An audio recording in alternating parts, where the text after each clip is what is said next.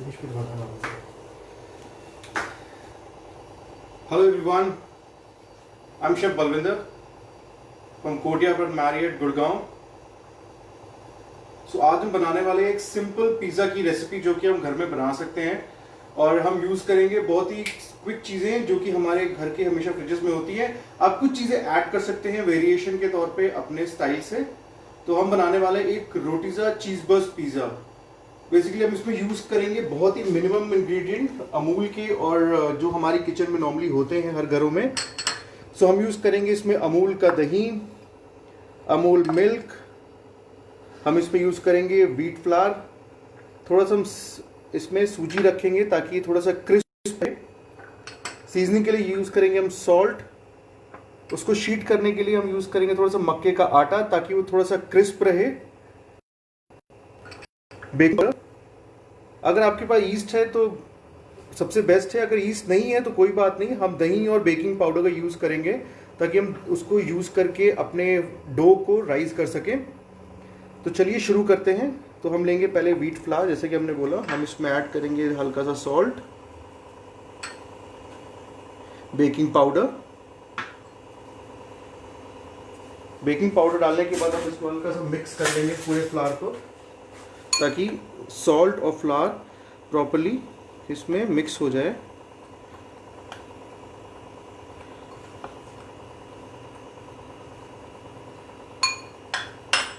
इसमें हम डालेंगे दही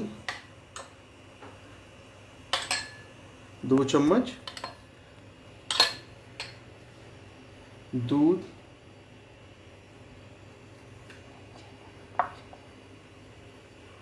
अब इसको हम मिक्स कर लेंगे आराम से।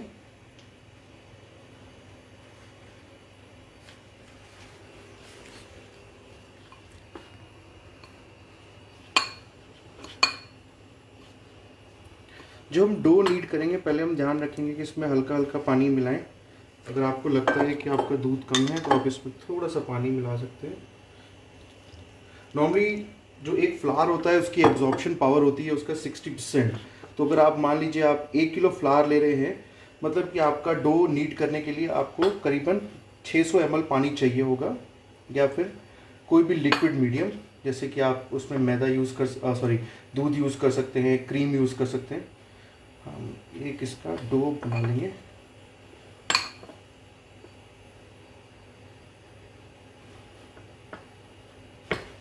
इस डो को राइस करना बहुत इंपॉर्टेंट है।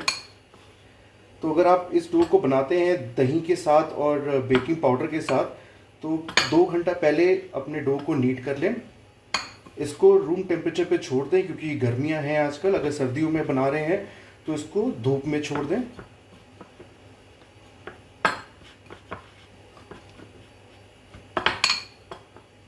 डो को हम थोड़ा टाइट रखेंगे, हम ज़्यादा ढीला डो नहीं करेंगे इसके अंदर।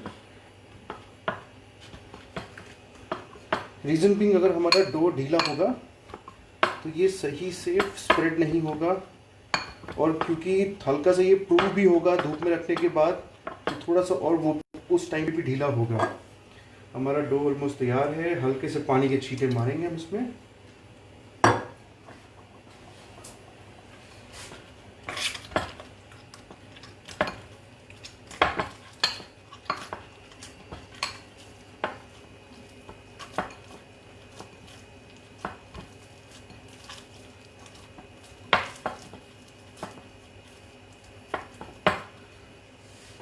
हल्का सा जब आपका डो नीड हो जाए तो इसमें 2-3 ड्रॉप ऑयल डाल के छोड़ दीजिए ताकि आपका डो स्टिक ना करे। अब इस डो को हम साइड में रख देंगे। अब हम तैयार करेंगे अपनी टॉपिंग्स के लिए।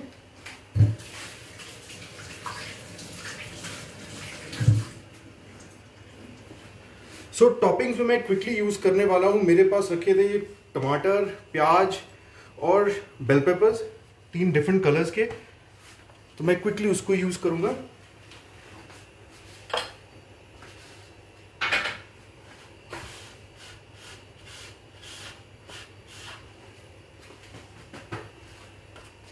जैसे कि हम लेंगे आधा प्याज, 1 टमाटर, 2 पीस मशरूम, थोड़ी सी शिमला मिर्च। अब हम इनको अपने हिसाब से काट लेंगे। सो आप काटने को आप जैसे प्रेफर करें, छोटे क्यूब्स काटना चाहें तो छोटे क्यूब्स काट सकते हैं, आप जूलियन करना चाहें तो जूलियन काट सकते हैं। हम क्या करेंगे, हम इसके थोड़े डाइसेस करेंगे। अनियन के हम बाहर का जो राउंड शेप है हम उसको यूज़ करेंगे, तो इसका सेंटर पार्ट हम निकाल लेंगे, इसको हम डी बोलते हैं। हम इसको डाइसेस में थोड़ा काट लेंगे। एक शिमला मिर्च का छोटा सा टुकड़ा हमारे लिए बहुत है, सेम थोड़ा सा रेड, और एक छोटा सा पीस येलो। इनको भी जैसे हमने बोला, जैसे हमने प्याज को काटा है उसी शेप में हम इनको काट लेंगे।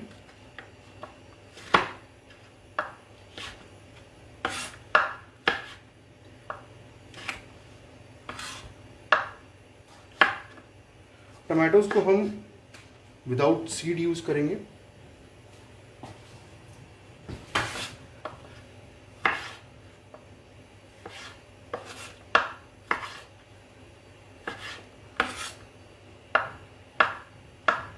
मशरूम के हम थोड़े मोटे स्लाइसेस करेंगे ताकि हम इसको आराम से अपने पिज़्ज़ा के ऊपर स्प्रेड कर सकें।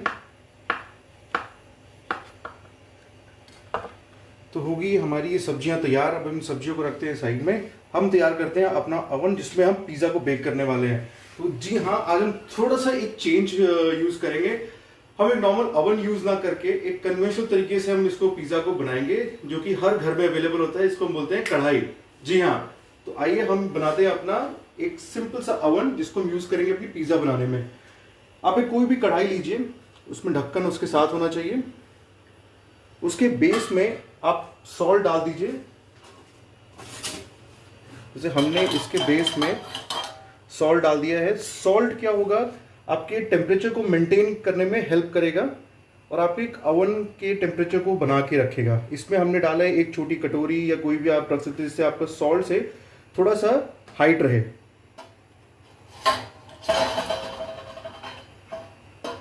इस पे लगाया हमने एक छोटी सी प्लेट। अब ये जो हमारी प्लेट है ये बेसिकली पिज़्ज़ा के अवन का काम करेगी, अवन के बेस का। इसको हम ढक देंगे ताकि हमारा अवन का टेम्परेचर थोड़ा सा मेंटेन हो सके। अब हमारी ये सब्जियां तैयार हो चुकी हैं। जब सब्जियां तैयार हो जाएं तो हम हल्का सा इन सब्जियों को सौते कर लेंगे। सौते करने का रीजन ये है कि जब हम इसको पिज़्ज़ा के ऊपर डालेंगे टॉपिंग्स की तरह, तो ये एकदम से कच्ची ना लगे और इसमें थोड़ा सा फ्लेवर हो। तो हम थोड़ा सा इसमें सॉल्ट और पेपर ऐड करेंगे।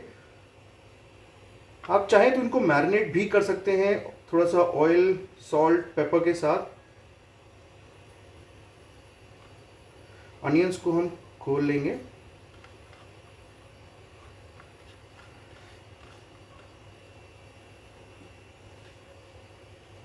थोड़ा सा ऑयल, हम सीधे अपनी इन सब्जियों को इसमें डाल देंगे।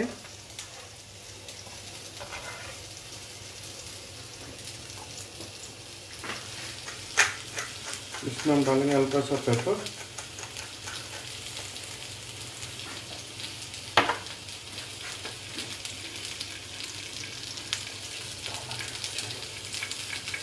सॉल्ट,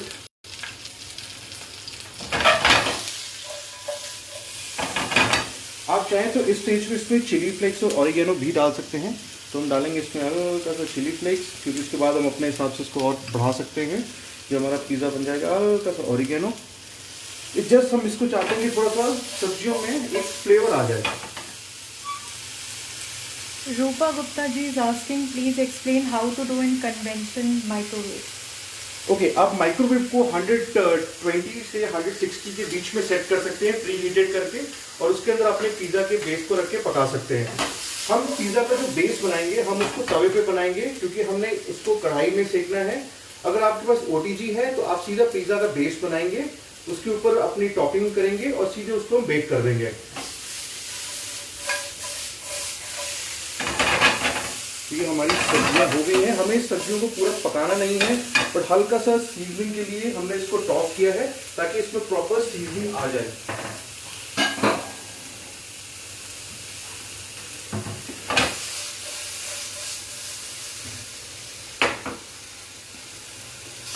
हम इन वेजिटेबल्स को साइड में कर लेते हैं।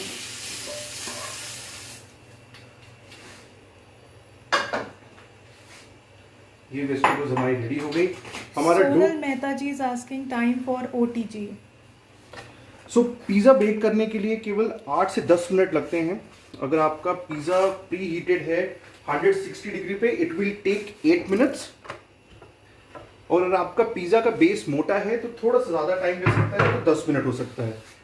और 10 मिनट के अंदर पिज़्ज़ा आपका तैयार हो जाता है।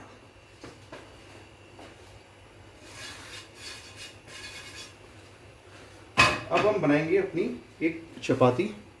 Recap for this. ओके तो इस डो को बनाने के लिए हमने यूज किया है इसमें 2 कप व्हीट फ्लावर, क्योंकि हम बना रहे हैं होल व्हीट डो। और हम बेस जो पिज़्ज़ा का बनाएंगे हम उसको होल व्हीट रखेंगे ताकि हेल्दी रहे। इसमें हमने ऐड किया है चुटकी भर बेकिंग पाउडर, 1 चुटकी नमक और दही, दूध। दही हमने यूज किया केवल 2 टेबल स्पून और दूध हमने यूज किया है इसमें 20 ml। और बाकी हमने नीट करने के लिए पानी यूज किया है। सिंपल जैसा आप घर पे डो बनाते हैं वो रखिए। डो को हमें 2 घंटे रेस्ट देना जरूरी है। रीजन बीइंग क्योंकि हमने इसमें बेकिंग पाउडर और दही ऐड किया है तो थोड़ा सा फर्मेंटेशन का टाइम चाहिए होगा। अगर आप ईस्ट यूज कर रहे हैं, ड्राई ईस्ट या फिर फ्रेश ईस्ट, तो आपको इसको केवल 20 मिनट का रेस्ट देना है और उतने में आपका ये तैयार हो जाएगा डो। तो अभी हमारा ये डो रेडी हो गया है। हम डो के बेस को डस्ट करने के लिए हम यूज करेंगे थोड़ा सा सूजी। हम इसमें यूज करेंगे मक्की का आटा,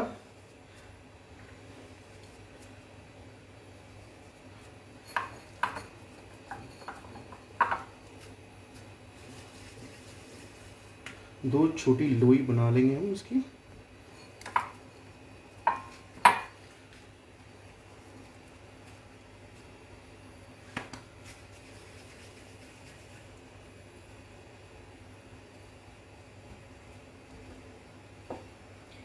रिंकू सिन्हा जी इज आस्किंग हम क्या मशरूम यूज कर सकते हैं, पनीर मतलब पनीर यूज कर आप सकते हैं, पनीर मशरूम? क्यूब भी यूज कर सकते हैं, आप मशरूम भी यूज कर सकते हैं, आप ब्रोकली यूज कर सकते हैं, आप ऑलिव्स यूज कर सकते हैं।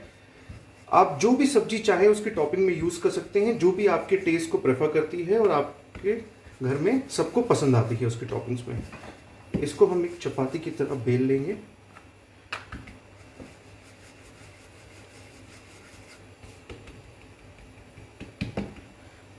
ये एक हमारा हो गया।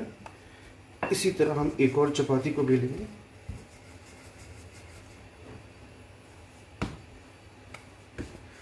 थोड़ा सूजी और मकई का आटा लगाने से फायदा ये होगा कि हमारा जो पिज़्ज़ा का बेस रहेगा वो क्रिस्प रहेगा और ज़्यादा फ्लावर ना होने के कारण वो हेल्दी भी रहेगा, क्योंकि सूजी इसको कड़क करेगी और रिफाइंड फ्लावर भी इसको टेस्ट देगा। अब इसमें हम, क्योंकि हमें बनाना है चीज़ बस्ट, तो हम क्या करेंगे, इसके अंदर चीज़ को स्टफ करेंगे। Mridu ji is asking can we use atta और कॉर्नफ्लावर इंस्टेड ऑफ मक्के का आटा और सूजी? कॉर्नफ्लावर अगर आप यूज करते हैं, बेसिकली अरारोट अगर कॉर्नस्टार्च की आप बात कर रहे हैं, तो वो आपके डो को कंसिस्टेंसी अच्छी नहीं देगा। और मेरा सजेशन यही रहेगा, फिर आप सिंपल आप केवल गेहूं का आटा यूज करें। तो हम इसमें थोड़ा सा चीज़ पे इजी रहेंगे, क्योंकि अगर पिज़्ज़ा खाना है और उसमें अगर अच्छे से चीज़ ना हो तो फिर उसका स्वाद ही नहीं है। तो व्हाट वी विल डू, हम इसको हल्का सा, क्योंकि हमने पिज़्ज़ा के चीज़ को पहले से ही रूम टेम्परेचर पे रखा था तो ये सॉफ्ट हो चुका है, तो हम इसको फैला देंगे। इसके ऊपर हम रखेंगे अपनी दूसरी चपाती, इसको हम कर देंगे बंद, एक पराठे या रोटी की तरह। इसको हम हल्का सा और बेल लेंगे। तो जैसा मैंने बोला, अगर आप ओटीजी यूज कर रहे हैं तो इसको हमें तवे पे पकाने की जरूरत नहीं पड़ेगी, आप सीधे ही इसको अपने अवन में रख सकते हैं। Which cheese is it? Ashish ji is asking. Simple Amul का प्रोसेस चीज़ है। अगर आपको अमूल का ग्रेटेड पिज़्ज़ा चीज़ मोज़रेला मिल जाता है तो आप मोज़रेला चीज़ भी यूज़ कर सकते हैं। अगर आपकी साइड बंद होने बहुत ज़रूरी है, अगर साइड प्रॉपरली बंद नहीं होंगे तो हमारा चीज़ बाहर आ जाएगा। तो हम इसको थोड़ा सा उंगली से बंद कर Can लेंगे। we use cheese slices? Yes, we can use cheese slices. Cheese आप जिस तरह का भी यूज करना चाहे यूज कर सकते हैं। अगर आप चाहें तो स्टफिंग में आप चीज स्प्रेड भी यूज कर सकते हैं। तो अभी हम पका लेते हैं अपनी पिज्जा के बेस को। पिज्जा के बेस को हम पूरा नहीं पकाएंगे, हम इसको हल्का सा हाफ डन रखेंगे। हाफ डन रखने से फायदा ये होगा कि जब हम इसको दोबारा से अपने कढ़ाई वाले ओवन में पकाएंगे तो फिर ये ओवर कुक नहीं होगा और पिज्जा का बेस सॉफ्ट भी रहेगा।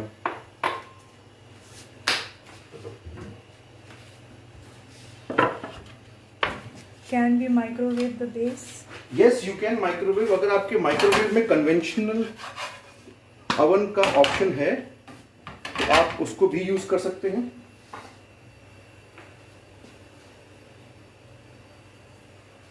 अब जब हमारा पिज्जा का बेस ये हाफ डन हो जाएगा तो हम इसमें यूज करेंगे अपनी टॉपिंग्स के लिए। तो टॉपिंग्स के लिए हम यूज कर रहे हैं बेसिकली पिज्जा ड्रेसिंग और पिज्जा सॉस आप बना सकते हैं। अगर आप चाहें तो उसे घर पे बनाना चाहें तो बहुत ही सिंपल और बहुत ही आसान है।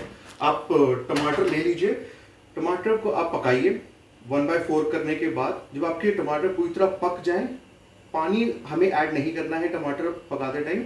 जब टमाटर हमारे पक जाए उसको स्ट्रेन कर लीजिए, जो पानी अपना है टमाटर का छोड़ा हुआ उसको अलग कर दीजिए और एक पेस्ट बना लीजिए। उसके बाद उसको पकाइए, उसमें हम डालेंगे थोड़ा सा बेसिल, गार्लिक और उसको पकने के लिए छोड़ देंगे। जब आपकी टमाटो प्यूरी पूरी तरह पक जाए हम उसे दोबारा स्ट्रेन करेंगे तो एक थिक पेस्ट की तरह बन जाएगी, जिसको हम यूज कर सकते हैं अपने स्प्रेड की तरह।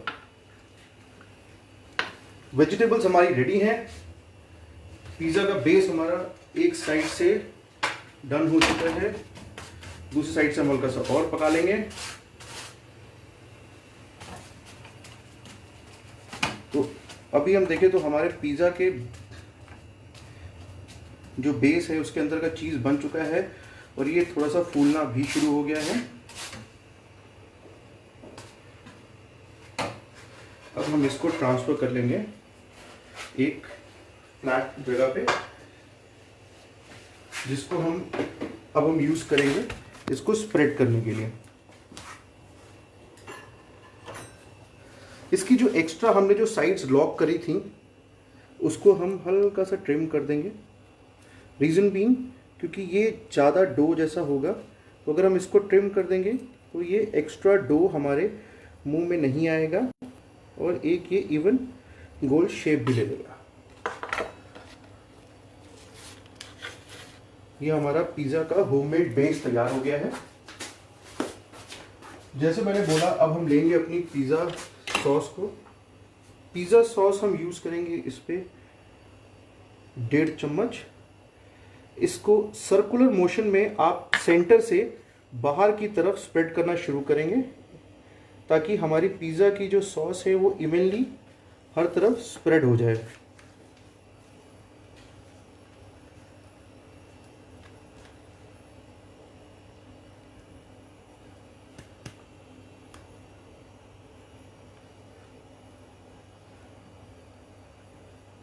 अब ये हमारा स्प्रेड हो गई है पिज़्ज़ा की सॉस। अब हम लेंगे चीज़ और हम चीज़ को ग्रेट करेंगे अपने पिज़्ज़ा के ऊपर। हम चीज़ को 2 लेयर में ग्रेट करेंगे, हम एक ही बार में पूरा चीज़ ग्रेट नहीं करेंगे। रीजन बीइंग मोस्टली होता है जब आप पिज़्ज़ा खा रहे होते हैं बेक करने के बाद, तो जब आप बेक करने के बाद पिज़्ज़ा खाते हैं तो उस पर वेजिटेबल्स हमेशा गिरती हैं। तो वेजिटेबल ना गिरे और पिज़्ज़ा के स्लाइस के साथ होल्ड रहे, तो उसका भी एक बहुत ही सिंपल तरीका है। आप पिज़्ज़ा जितना भी आपने क्वांटिटी डालना है उसको 2 हिस्सों में डिवाइड कीजिए।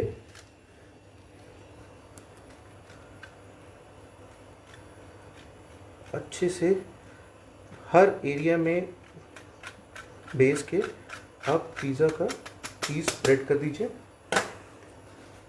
अब हमने जो इस पे वेजिटेबल जो सौते करी थी उनको हम अच्छे तरीके से फैला देंगे।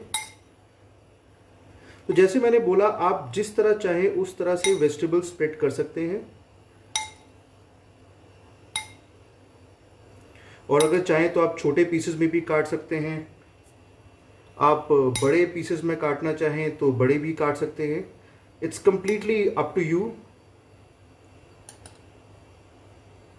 बट ये ध्यान रखें कि जब आप पिज़्ज़ा की वेजिटेबल्स को स्प्रेड करें तो वेजिटेबल हर जगह होनी चाहिए और इवनली होनी चाहिए, डिस्ट्रीब्यूटेड पूरे आपके बेस के ऊपर।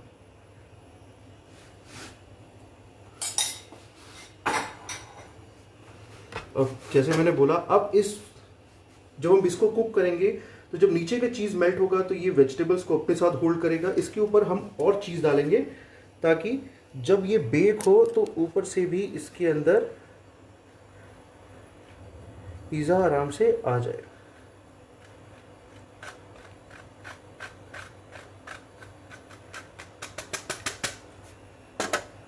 अब इसको हम आराम से उठाएंगे एक स्लाइसर की हेल्प से और इसको अपने पिज़्ज़ा के ओवन में शिफ्ट कर देंगे।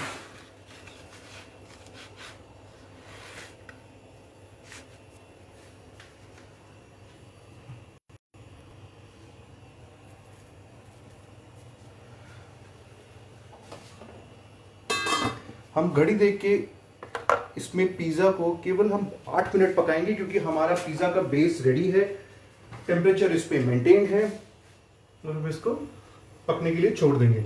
अब जब तक हमारा पिज़्ज़ा तैयार हो रहा है तब तक हम झटपट अपने एरिया की सफाई कर लेते हैं, क्योंकि एक साफ सुथरे किचन में काम करने का मज़ा ही कुछ और है।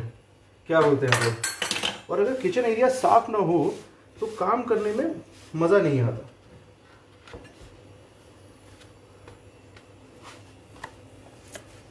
मुझे अपनी किचन साफ सुथरी अच्छी लगती है बहुत।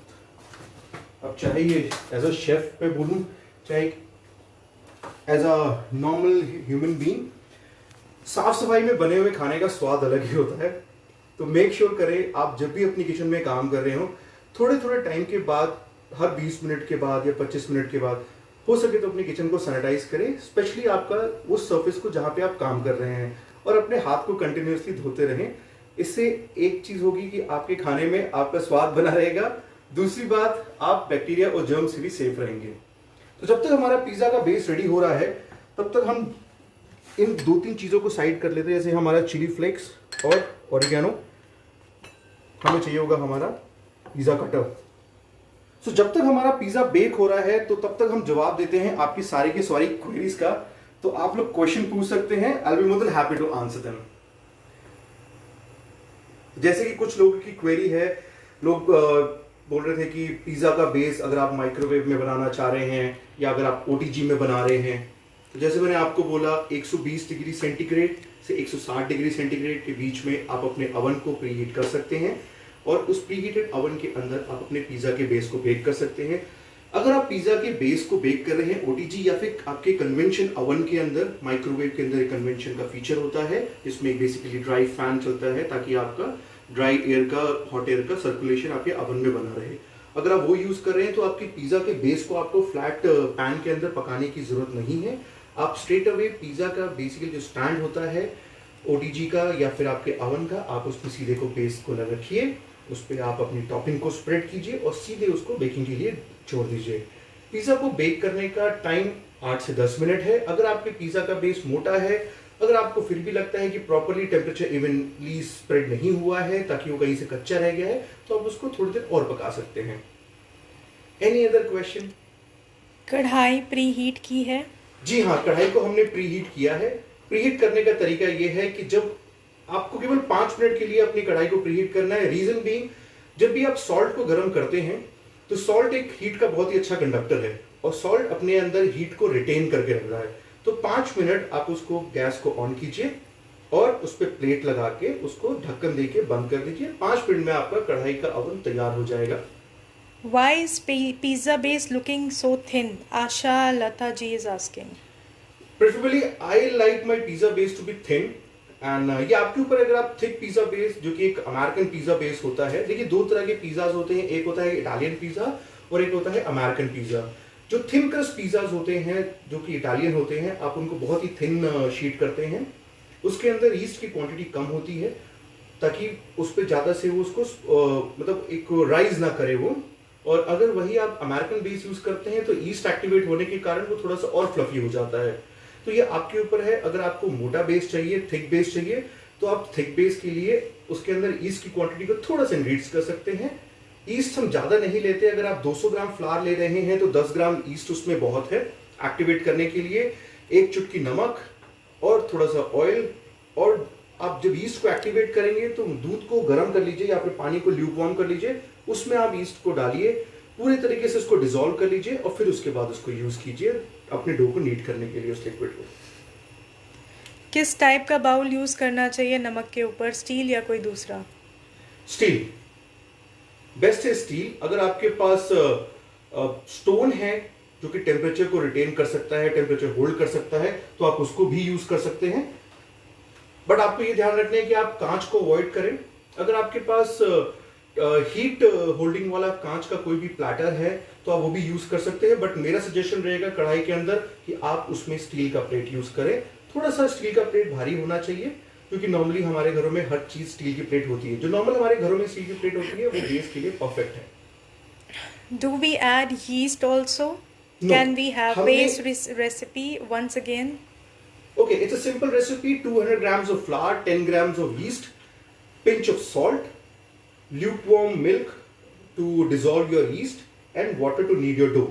अगर आप yeast यूज नहीं कर रहे हैं, अगर आपके पास नहीं है तो बिल्कुल परेशान होने वाली बात नहीं है। हर हिंदुस्तान के घरों के अंदर दही होता है। आप 2 चम्मच दही और 1 चुटकी बेकिंग पाउडर डाल के भी अपने 200 ग्राम डो को नीट कर सकते हैं। बस ये फर्क है कि ईस्ट का बनाए हुए डो को प्रूव होने में 20 से 25 मिनट लगेंगे इस टेम्परेचर में, क्योंकि अभी आजकल रूम टेम्परेचर हमारा 35 से 37 के बीच में रहता है, तो जनरली 20 मिनट बहुत है ईस्ट को एक्टिवेट होने के लिए। और अगर आप इसमें बेकिंग पाउडर और दही यूज कर रहे हैं तो 2 घंटा आपको रूम टेम्परेचर पे छोड़ देना है आपका dough. Let them know you are feeling very hot right now. it is hot.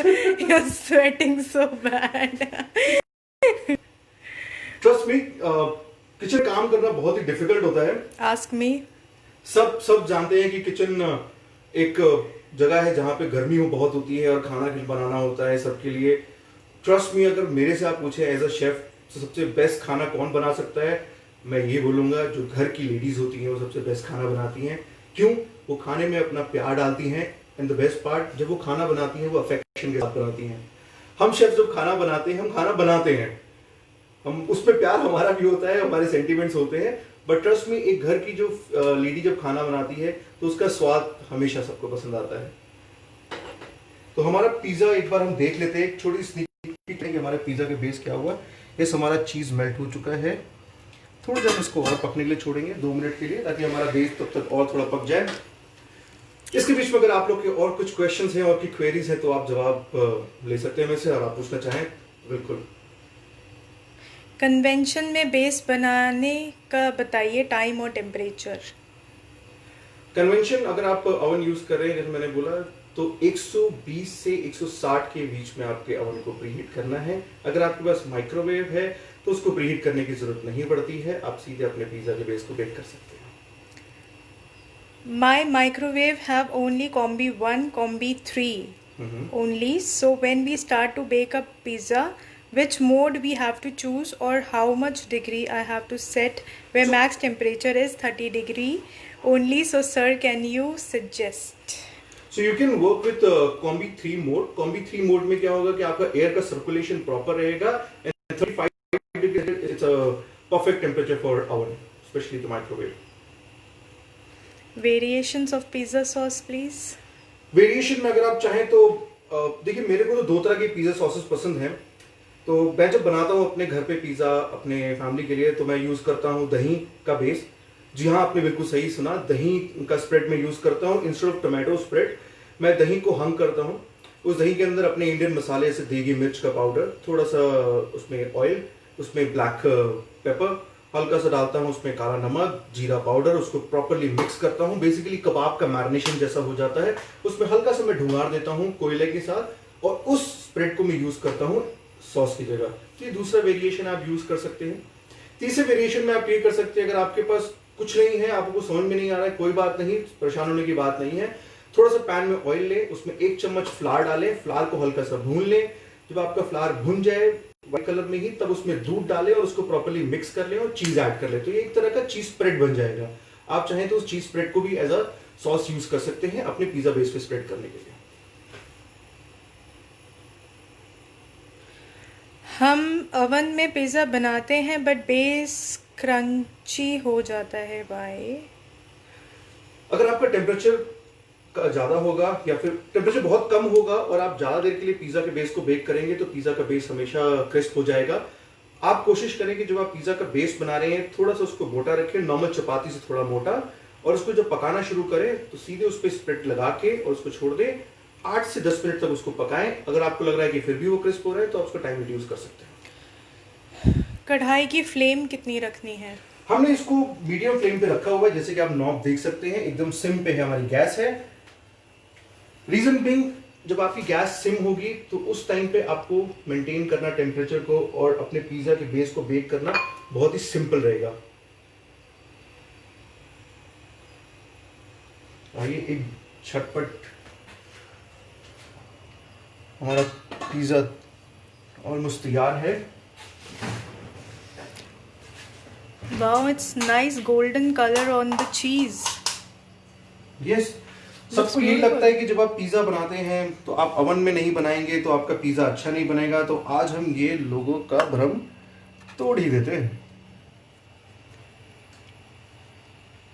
जैसा कि मैंने बोला, पिज्जा सबको पसंद आता है, हर घर में चाहे बड़े हों बुजुर्ग हों सबको पिज्जा अच्छा लगता है खाना, और हर घर में ओवन और ओटीजी नहीं होता है। आप इस कढ़ाई के तरीके से भी यूज कर सकते हैं अपने पिज्जा को बनाने के लिए। अब हम अपने पिज्जा को प्यार से मिक्स करेंगे।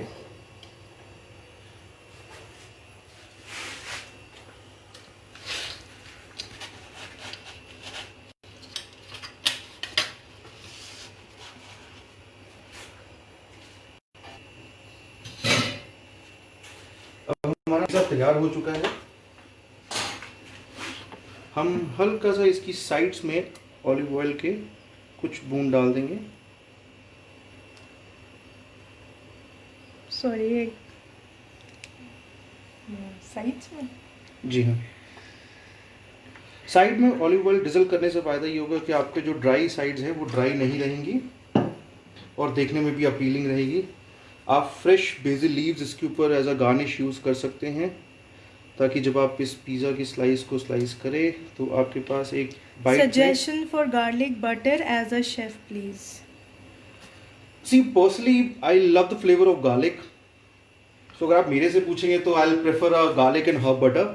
मैं अपना गार्लिक और हर्ब बटर बनाता हूँ तो उसमें क्रश किया हुआ फ्रेश गार्लिक यूज़ करता हूँ, साथ में थोड़ा सा चिली फ्लेक्स डालता हूँ मैं, उसमें ब्लैक पेपर डालता हूँ। अगर हमारा बटर सॉल्टेड है तो बेस्ट है, अगर बटर अनसॉल्टेड है तो हल्का सा एक चुटकी सॉल्ट आप उसमें ऐड कर सकते हैं। फ्रेश आप धनिया एकदम फाइनली चॉप करके उसमें डाल सकते हैं ताकि वो खाने में आपको और अच्छा और कलरफुल लगे। अब जैसे कि हमारा पिज़्ज़ा बन चुका है, हम इसको काट लेंगे। Sarita Khurana ji is saying, myself nutritionist from Chandigarh, first time saw healthy dough. Thank you Sarita ji, I hope कि आपको ये पसंद आया और आप ज़रूर अपने घर में इसे ट्राई करेंगे। अब हम इस पिज़्ज़ा को शिफ्ट कर लेंगे अपनी प्लेट के ऊपर।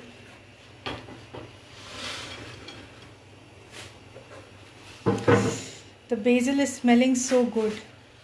So the flavour of BECIL is heavenly, specially जब गर्मी का टाइम हो या सर्दियों का टाइम हो, आप इस बेसिल को अपनी चाय में डालिए तो एक अलग ही स्वाद है। आप गर्मियों में इसको अपने खाने के ऊपर यूज़ करिए तो एक अलग ही इसका स्वाद है। तो इसके स्वाद का और इसकी खुशबू का तो कोई बयान ही नहीं कर सकता। तो मैं अपनी डिशेज में प्रेफर करता हूँ कि अगर गर्मियाँ हैं या सर्दियाँ हों, बेसिल ज़रूर यूज़ करो। अगर मैं कोई भी इटालियन खाना बना रहा हूँ तो मैं प्रेफर करूंगा फ्रेश बेसिल। अगर मैं इंडियन खाना भी बनाता हूँ, मान लीजिए अगर मैं कुछ इंडियन में कबाब बनाना चाहता हूँ तो मैं इस बेसिल के पेस्ट को यूज़ करना बहुत ही ज़्यादा प्रेफर करता हूँ। एक अच्छा सा फ्रेश फील आता है और फ्रेश फ्लेवर लगता है। तो ये हमारा झटपट सा पिज़्ज़ा तैयार है। तो इस पिज़्ज़ा को मैं खाने जा रहा हूँ। जैसे कि हमने बोला कि ये बहुत ही हेल्दी है जस्ट बिकॉज कि ये व्हीट डो से बना हुआ है। The best part is it's looking like we have ordered it from somewhere, some restaurant only. Yes, it is from the restaurant only. जब आप अपने घर में बनाएंगे तो आप एक घर वाले भी यही पूछेंगे कि कौन से रेस्टोरेंट से मंगाया है। तो ये झटपट रेसिपी जरूर अपने घर पे ट्राई कीजिए एंड डेफिनेटली शेयर कीजिएगा ये सारे फीडबैक हमारे साथ और अमूल इंडिया के साथ। Please let everybody know your Instagram account and your Facebook account. People are So my asking. Instagram account is Balvinder Lubana. So my name is Balvinder and surname is Lubana. So you can search me on Instagram with Balvinder Lubana, and on Facebook it's Balvinder Pal Singh Lubana. So अभी हमने जो product use किए थे, हमने अमूल का इसमें use किया दूध, हमने यूज किया इसमें अमूल का चीज। जैसे कि मैंने बोला, अगर आप चाहें तो स्टफिंग में अमूल का चीज स्प्रेड भी यूज कर सकते हैं। अगर आप क्विकली कुछ बनाना चाहते हैं तो स्टफिंग में चीज की जगह आप चाहें तो स्प्रेड भी यूज कर सकते हैं, या व्हाइट सॉस चीज सॉस बना के भी भर सकते हैं। बटर, अगर आप जैसे कि एक मैम का कहना था कि हर्ब बटर, हाँ आप गार्लिक को हर्ब बटर भी यूज कर सकते हैं एज अ स्प्रेड, और उसमें ऊपर से उसको लेयर करने के लिए, एंड अपना पिज्जा का बेस अपने हिसाब से बना सकते हैं।